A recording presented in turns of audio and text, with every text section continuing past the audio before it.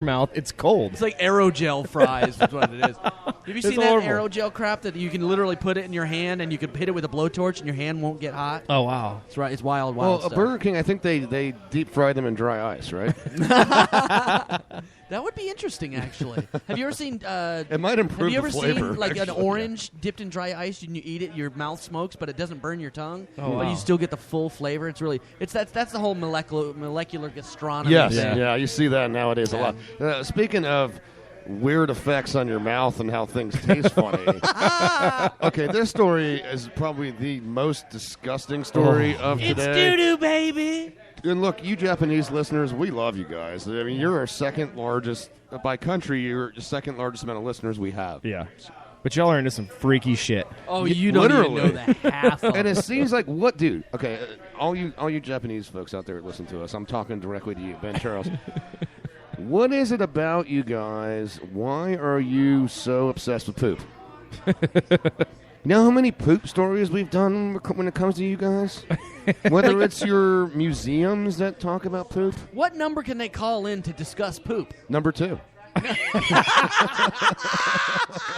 Oh, the phone number. Well Oh, you're talking about the done. phone Well number. That's, hey, you know what?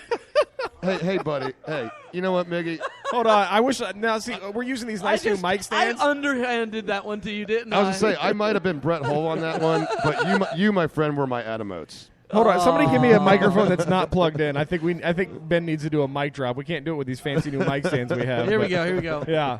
Yeah, there you go. Close Wow. Okay, Wow. so anyway, if you do I want to think call we should in, end the show on that. It's a little Yeah, early, but just stop. it's not getting any better. all right, you Japanese, it rarely does, especially once we start drinking. You just said it really does. But you Japanese out there, seriously, you got a problem. I mean, seriously. So if you want to call in and you want to explain this to us, I urge you to do so. It is 813-438-6068. Or even if somebody that's been in Japan and has seen this firsthand. Yeah. Well, preferably not firsthand, but What about secondhand? if Tokyo, Japan. There is a Tokyo-based restaurant which the chef sells feces-flavored curry. I can't stop laughing. That is absolutely disgusting. The though. restaurant defied its own customer research to put out poop-flavored meal Oh, anyway. God, they So did let me tell you this. research? So let me tell you this. A former adult film actor, which nails it right there, decide to give human defecation a fighting chance. in the Oh, restaurant. my God. Okay, This is getting worse. the curry shop Shomizu in Tokyo became the first to specialize in poop-flavored curry because obviously it's never been done. Because for good reason, it's never been done. It obviously it doesn't have any. What was the name of the place? It's called Shimizu. So we got this guy he made this mixture of curry from tart non-fecal ingredients. Oh, there goes my Shockwave plug-in, asshole. So he's got bitter gourd, senburi tea, the unko curry. They call it the poop curry. And it's served fittingly in a Japanese toilet bowl shaped dish.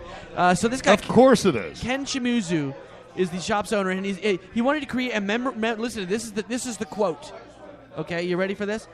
Ken reportedly wanted to create a memorable meal reminiscent of his various adult film roles in which he A, Oh, is this multiple choice? had sex with men, Okay. B, ate human feces, Okay. C, jerked off on turtles. Oh, can I guess? Yeah. B. Correct. That is so gross. That was a real challenge. Yes, it Oh, was very yeah, tough, absolutely. I was insane. actually expecting So, that to be a trick question. So. He toiled over the poo curry recipe for 3 years before. I'll bet he finally set him up. toileted over it, too. So, despite the negative feedback from the company, they decided, my God. Despite the negative feedback, of course. Did you expect positive? Out of 400 young adults, 5.7% said they were excited while going to eat it. 75% they were adamant. They'd never stepped foot in the restaurant. 10.5% of those asked were not totally turned off by the idea, but will still never go. Hey, Caleb. That's gross. Caleb, would you be so kind as to play the Hulk music for me, please? You know, I'm Ben Charles with the Cranial Mission Show. And I am very concerned about my Japanese listeners out there, all of our listeners here on the Colonel Mission Show, which we are so grateful for. But what is it with the poop, guys? Seriously, Serious rage. it's concerning. Seriously. You guys make fun of us Americans, and rightfully so. For our big round eyes and our large penises. But we're obsessed with eating things that make us poop and not the actual poop itself. Actually, no, that's not true. Are we obsessed with poop? We are obsessed. We send pictures of our feces to other men going, I don't do that. Do Look you at- do that? You, I've- you can cut the whole thing. I've done that once or twice. I have not done that. You've done that? I've done that once or twice. Don't do that to me, please. I will not. Thank you. Having said that now, you realize the spike in Japanese listenership that we're going to get, Nikki. You're probably going to get a lot of Facebook It's not friend Japanese requests. listenership. You're going to get a lot of Facebook friend requests from the Japanese as a result of this. Listenership. Where can they find you on Facebook, Nikki? They can find me under Miguel Hito on Facebook and M1K3Y813 on Twitter. There you go. And please share with me whatever horrible things you feel necessary. From Japan to China. China in the news again. Remember last week we talked about the McDonald's goddess. Yeah. The Chinese have some strange incentives that they go with, shall we say. Now there's a Chinese tech company in the news. A bunch of Chinese tech companies apparently doing this, and now my computer is acting squirrely. I can't get anything to pull up for some reason. But Chinese tech company, I'm going to have to wing this one. I'll help you Because out. I did read it a few days ago. But they're hiring cheerleaders to improve company morale. Do you have the story yet? I do. So they're talking. They're pretty much talking about they attract their employees by not using just great pay, but using great perks: on-site restaurants, laundry services, generous holidays, maternity leave, and this one here is trying to initiate to motivate the staff using sexy cheerleaders. I mean, look at that short skirt, well above the knee, nice little sexy shoes. So the practice is reserved for the internet companies located in China, pretty much. So the male-dominated environments are filled with programmers who are terrible at socializing, is what they're saying, Ben. Terrible at socializing. Obviously, sucks for you nerds that are stuck by your computers all day. I can't imagine HR. HR. You're talking China. There's This is probably true. no HR department. This is true. I've got a problem. Actually, no, there is. I know for a fact. okay. In a previous life. But anyway, yeah, no, I can't imagine that being the slightest bit okay in HR's eye. But hey, I don't think it's a bad idea. I think it's a Do great you really idea. think they have HR in China? I know they do. Do they? Yes. Hey, HR, you go in there. You're not pretty enough. Please leave. Yeah. That's pretty much the half of it. So they're going to be programming their little asses off day and night because maybe if they program well enough, that little honey in a short skirt will consider touching their dick. If you work with the starting quarterbacks in football, why can't they work for the top programmer working in the same weird little tech firm? So I thought you were making that up. And then No, no. I'm It's reading in the along with you article. here. Yeah, no, you're right. Wow. It's kind of cute, the one in the picture there. Anyway, you Oh, can't yeah, really she's- see her, but she's kind of a cute little I'm outfit, huh? sure she has yeser face, not butter face. Guys, Wow. we're going to jump to a quick commercial break. I love the more laid-back format that we've been into, and that is something that has been inspired by you guys, the listeners. We do evolve with your requests, and it's nice. It's been a lot more relaxed. When we get back, we're going to go to break. When we get back, we've got some Florida stories to get into. Florida never seems to disappoint. Nope. For screwed up news. Boobs. We got to talk about boobs next segment. I'm in. Boobs. I'm in. See, here in America, we like to talk about boobs instead of you Japanese that talk about poop. Seriously. Boobs are what? Nice. Yes. But very nice. Now, the only thing that boobs and poop do share in common is the number 2. Yes. Just to bring it back full circle. Yeah. Good job. Okay. Let's not do that. All right, guys. We'll be right back after this. Stay with us. Have you been minding your own business, only to have your day or evening ruined by a dirty animal? Well, Bitch Big on Animal Control, we're here to ensure these pests won't bother you no more. We use top-of-the-line traps and hunting techniques to capture our prey so that you can get on with your day. Here's our boys in action. Look at that. This one's been way overfed, Jimmy. Why don't you lay down that banana pudding trap? That's it. That's it now. A little closer. A little closer now. Oh, she bit me on the nipple. Gotcha, bitch. Hey, what are you doing? Where are you taking me? Sorry, ma'am. We got called about you pestering these gentlemen. We're just doing our job. At Bitch Be Gone Animal Control, we guarantee to capture every sort of creature that may be invading your personal space. Give us a call at 555-GET-UGLY, and we'll come and rescue you from those pesky varmints. Here's our boys again on another successful rescue mission. Okay, Billy.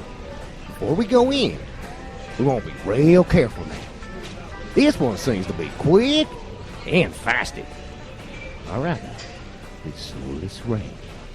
And pounce. Easy. Easy. Boom goes dynamite. Oh my God! What the are you doing? Get your damn hands off of me! So, ma'am, these young men called us for our services. We're just doing our job. You see there? At Bitch Be Gone, we're helping the single man fight the good fight against the unwanted. So the next time you fall victim to the advances of a mangy mess of a woman, you know who to call. And remember, at Bitch Be Gone Animal Control, don't be mad. We're just doing our job. You've seen people who have straightened up from the TV show Intervention. This is a story of those who have been left behind. Man, we can't even find anything, man. Your boy won't even talk to us without you around. It's time to bring the recovering addict back to where he belongs. Remember the last time we went out, we had them two hoes? And Freddy was with that crazy tranny. I love you, man, but I need someone I can take advantage of. Join us tonight for the premiere episode of Reintervention. Real life, real drama, real junkies. I heard you was trying to go back to school, man. School ain't no good. All they trying to do is control you, fool. Are we willing to lose lives left behind who don't want to be saved? Join us for the first season of Reintervention. Now come on, Jimmy. As part of your detention, we're going to do this station ID for this show. Why, yes, Mr. Mackey. My name is Jimmy Vollmer. You're listening to the Cranial Emission Show, thank you very much. With Ben Charles, Miguel Hito, and Caleb Crispy.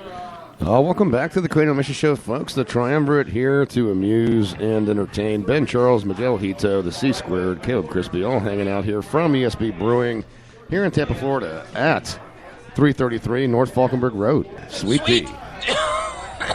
407.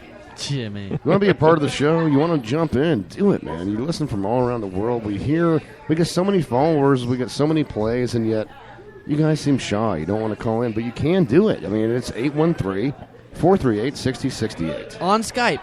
Yeah, you can do it on Skype. Go on Skype. Look up the Cranial Emission Show. It's not hard. Yeah, do it. Do it now. Do it now. CranialEmissions.com. Go to that website. Guys, we teased before the break about the Florida news. Every week we get Florida news, and this week is no exception. Not at all. And this is a great story. It's a Florida woman flashes breasts to judge in court, and she's in. You see the court. We cases. forgot one. You jumped stories. Oh, did I? That's yeah, okay. I This had is them in that a first one's certain order. stupid. I had them in a certain order on purpose. You can do that one because this one, I more upon reading it, it's kind of stupid. Okay, well then skip that one. Yeah, go with the boobs. Always go with the boobs. Well, ratings, baby, ratings. Y'all pulled up this story because I have a question to ask you after I read the story. Okay. There's a picture in there, but it's one of those courtrooms where the judge is in a separate courtroom, and then they have a camera patched in. It's like a video conference to the jailhouse. And this Florida woman's escort, she's a 54-year-old woman, decides that she got arrested for a disorderly intoxication charge. She was claiming police brutality, so she flashed her breast to the judge to show bruises on her or something like that. But the picture just shows her; it's all blurred out, but she's just shirt up, Gasparilla bead or what's probably more known. In New Orleans, what are they? I can't even think Beads? about. Oh, yeah, Mardi Gras. Gras, yeah, flashing for beads and Mardi Gras. But you guys got the story pulled up here? Yeah, I did. Uh-huh. Okay, look at the judge. I mean, it's not a great picture, but does that not look